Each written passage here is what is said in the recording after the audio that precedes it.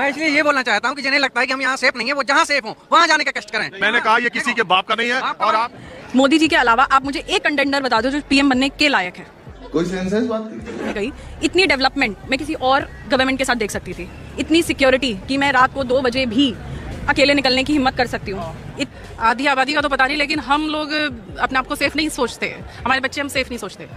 क्यों? हिंदुस्तान तो सबसे सेफ है। अगर आप मुस्लिम के तौर पे अगर रिलीजन को लेके सोचे तो हम लोग खुद को सेफ नहीं सोचते। गाड़ियों से उतार के लोगों को मार देते हैं, टोपी देख के, दाढ़ी देख के, बुर्का देख के, तो हम कहाँ से सेफ हो जाएंगे? हमारे बच्चे घटनाएं घटती तो है। मैं इससे इत्तेफाक रख रहा हूँ।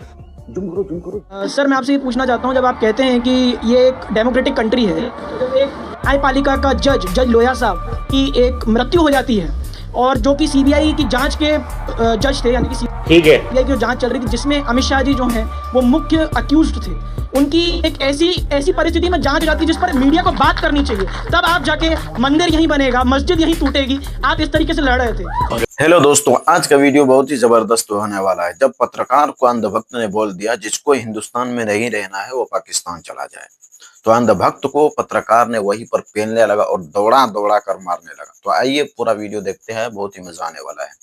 नमस्कार दोस्तों, पिक्चर चालू करो बे। चलो भाई देखो कि प्रधानमंत्री पद का उम्मीदवार पहले भी ऐसे हुआ। अटल जी जब थे 2004 में, तो पीछे कोई भी देश में ऐसा आदमी नहीं था जो अटल जी के चेहरे के बराबर होता। लेकिन इस देश में प्रेसिडेंशियल फॉर्म ऑफ इलेक्शन है नहीं, तो आप एक एमपी को चुनते हैं, एमपी प्रधानमंत्री। तो अटल जी के जमाने में भी कोई चेहरा नहीं था। तो मुद्दे ज्यादा महत्वपूर्ण है या चेहरा ज्यादा महत्वपूर्ण? क्यों? क्योंकि विपक्ष कहता है हम मुद्दों की बात करते हैं, चेहरों की बात नहीं करते। बीजेपी कहती है नहीं आप चेहरा बताइए। यही बीजेपी जब दिल्ली में चुनाव लड़ती है तो चेहरा नहीं बताती। यही बीजेपी जब मध्य प्रदेश में लड़ती है तो चेहरा नहीं बताती। जब राजस्थान में लड़ती है तो चेहरा नहीं बताती। अभी पता चले। उनको बताने की जरूरत नहीं है, उनका काम बोलता है। अच्छा, आज से 15 साल पीछे मैं स्कूल में थी, मैं इमेजिन नहीं कर सकती हूँ कि शायद दिल्ली में, मुंबई में, बैंगलोर में, हैदराबाद में, लखनऊ में, जहाँ मैं पिछले 15 सालों में गई, इतनी डेवलपमेंट मैं किसी और गवर्नमेंट के साथ देख सकती थी। इतनी सिक्योरिटी कि मैं रात को 2 बजे भी अकेले निकलने की हिम्मत कर सकती हूँ। मैं क्या बताऊँ मैं क्या बताऊँ पुलिस वाले से जवाबगिरी कर सकती हूँ कि अगर मैं गलत नहीं हूँ। फ्लाईओवर्स, रेल, फ्लाइट्स, किसी भी सेक्टर में, जॉब सेक्टर में लेके हर तरीके से, रिलीजन को लेके मेरे को नहीं लगता और किसी गवर्नमेंट ने इतना। रिलीजन को क्या होता है? अरे कहना क्या चाहते हो? रिलीजन को लेके आर्टिकल 370 हर गवर्नमेंट के पास मौका था। किसी गवर्नमेंट ने शायद उस चीज को इतना महत्वपूर्ण समझा ही नहीं कि वो उनके एजेंडा में नहीं था, ये इनके एजेंडा में था। उन्होंने उस चीज को महत्व दिया। इसी गवर्नमेंट की शायद हिम्मत थी या ताकत थी या इनकी सोच थी। अयोध्या का केस, अयोध्या का मंदिर, और सबके पास मौका था, सब कर सकते थे, क्यों नहीं किया? अच्छा, इन्होंने किया तो आप सवाल क्यों उठा रहे हैं? आप अगर सत्ता में आना चाहते हैं बिल्कुल आइए, लेकिन काम तो बताइए। हम पागल नहीं है, वी आर यूथ, हमें समझ आता है क्या सही है क्या गलत है। गोबर खाया है। एक काम कर, 200 रुपए दे और 50 रुपए काट ओवर एक्टिंग के वजह। वो कह रहे हैं हम सत्ता में आए तो अग्निवीर खत्म करेंगे, हम सत्ता में आए तो 30 लाख रोजगार देंगे। जो मोदी सरकार के 10 साल में बेरोजगारी की दर बढ़ी है और सरकारी नौकरियां, वो कह रहे हैं हम सत्ता में आए तो देखो, एक मेरी समझ से तो 10 करोड़ के आसपास लोग होंगे। हाँ, और 1 लाख रुपया स्टाइपेंड देने की बात करते हैं। मैं आपको इसका आंसर देती हूँ। मत करो, रहने दो। मैं आज से 5 साल पहले केमेंसी में काम करती थी। जब हम किसी फॉरेन इंडिविजुअल से बात करते थे 5 साल पहले, वो हमसे पूछते थे आर यू इंडियन? आज की जो डेट में 15 साल बाद मैं या 10 साल बाद मैं उनसे बोलती हूँ yes I am Indian. Oh great, lovely country. ये रिस्पेक्ट है ना जो उन्होंने कमाई है हम लोगों की।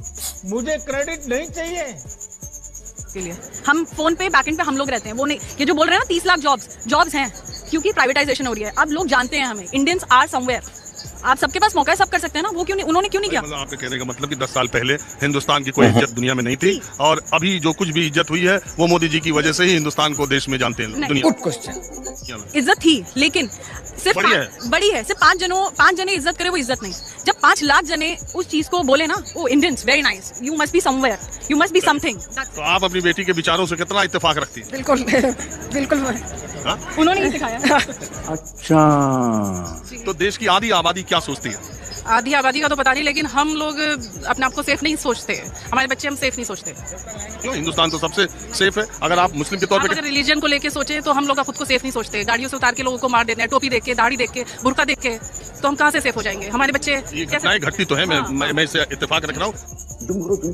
लेकिन ये मॉब लिंचिंग पे एक मिनट, मॉब लिंचिंग की घटनाएं तो बहुत जगह हुई है और अभी इस सरकार ने मौत का कानून भी बना दिया है मॉब लिंचिंग के लिए। और ये निश्चित रूप से ऐसी घटनाएं जिनका आप जिक्र कर रही हैं ऐसी हुई हैं और ये मानवता के माथे पर कलंक है। ये बड़ी अच्छी बात कही आप। ये धर्म के आधार की बात नहीं कर रहा हूं मैं, किसी भी आधार पर मॉब लिंचिंग और बेगुनाह लोगों को ऐसे खींच के मारा। पब्लिक को आपस में लड़ा के वोट लेना, ये वाली पॉलिटिक्स है, डिवाइड एंड रूल।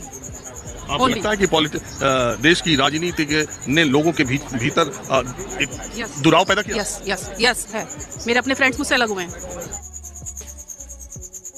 अब वो लड़की किधर गई? पहले जैसा नहीं, बिल्कुल नहीं। बहुत बुरा माहौल हुआ है, हमें तो फील हो रहा है। अब जिसको नहीं हो रहा तो नहीं हो रहा है। मेरा बेटा फ्राइडे के दिन हम लोग कहीं जाना था, हमने कहा बेटा कुर्ता पजामा मत पहन के जाओ, यू आर नॉट सेफ। नहीं ऐसा नहीं है, लेकिन देखिए हिंदुस्तान किसी के बाप का नहीं है। जितना आपका है उतना ही हमारा है। नहीं, डरने की जरूरत नहीं है ना देश में इस तरह का। प्लीज आप माहौल बनाए, सबका है, सब सुरक्षित है। आप बहुत देर से बेचैन है, पेट में मरोड़ है, तो आप बोलिए। मैं इसलिए ये बोलना चाहता हूँ कि जिन्हें लगता है कि हम यहाँ सेफ नहीं है, वो जहाँ सेफ हो वहाँ जाने का कष्ट करें। कैसे? मैंने कहा ये किसी के बाप का नहीं है, और आप ये कतई नहीं कह सकते कि जो जहाँ जाना चाहे वहाँ जाना चाहे। और मेरी आपसे बातचीत यही खत्म होती है। मैं इस तरह के लोगों से कम बात करता हूँ। चलिए आप पूरी बात तो सुन लो।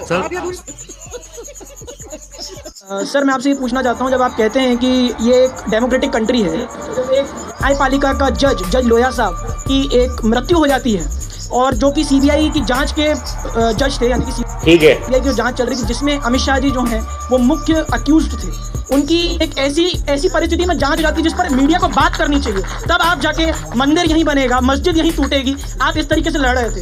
अरे बाप रे। आप कहते हैं कि आप पिद्दी की बात कर रहे थे। मैं उसी से एक आखिरी सवाल पूछता हूँ अपना, कि जब गायों को सड़कों पर छोड़ दिया गया और चारा नहीं मिल रहा था, तब आपकी सरकार कुछ नहीं कर रही थी। आपकी सरकार ने भी गाय को एक माता बना दिया। अभी और सुनिए, मेरी माँ का चेहरा गाय से नहीं मिलता, उनका आधार कार्ड नंबर है, गाय का नहीं है, लेकिन आप गलत करते हैं सर। आप इस बात का जवाब दीजिए कि एक डेमोक्रेटिक कंट्री में एक जज की, एक न्यायपालिका के मुख्य चीफ जस्टिस की मौत हो जाती है, और उसका बेटा और उनकी बीवी बोल नहीं पाते इस डर से कि कहीं हमारे साथ भी कुछ ना हो जाए। तबरेज अंसारी को 2017 में 10-12 क्वेश्चन एक हो जाएगा। हवा निकल गई।